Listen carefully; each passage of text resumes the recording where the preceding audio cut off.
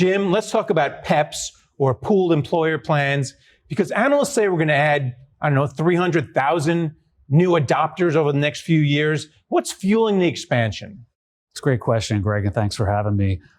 First, it's a public and private sector coming together through Secure 2.0, which was recent legislation that was just passed to make it easier for small businesses to join retirement plans, removing administrative burden, fiduciary risk, and getting cost efficiencies through scale. And it's not just startups or really small businesses. It's really moving up the scale. It's small, mid-sized businesses. Why are the larger businesses using PEPs now? That's a great question as well.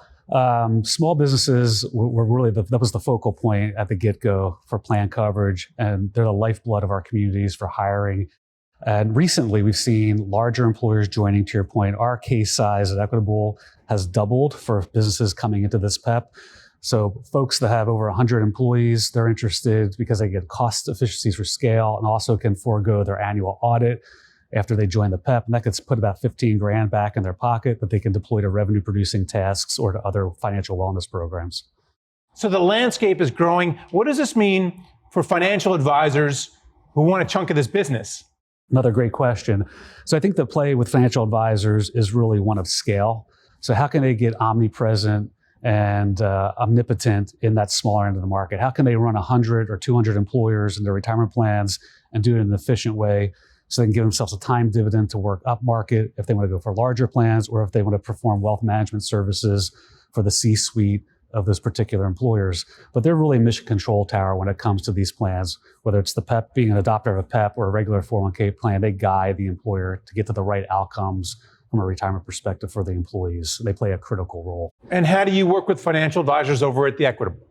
We work with about 3,300 advisors internally at Equitable, and then we also work externally as well with third-party independent advisors. Right now, probably 40 to 50% of our business as it relates to the PEP is third-party, and their latter being home team with the Equitable advisor force. Okay, and what are the constraints facing PEPs nowadays? Because it's not all blue skies, either from the advisor or the business or from your own perspective. I think it's really just education and awareness. I worked with MEPs, which was the predecessor to PEPs, for 20 years. And now it's kind of like a big deal all of a sudden. But I think it's really just getting the word out. The codification through Secure 2.0 has given the confidence to the market that these will stand the test of time.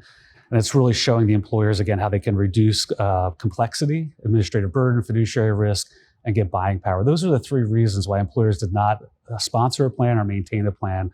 And those three things we've addressed.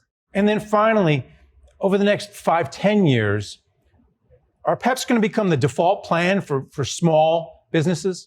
I 100% believe that's going to be the case. I think this is a major shift in the landscape. One of my colleagues, who's a professional, has been in this business 30 or 40 years.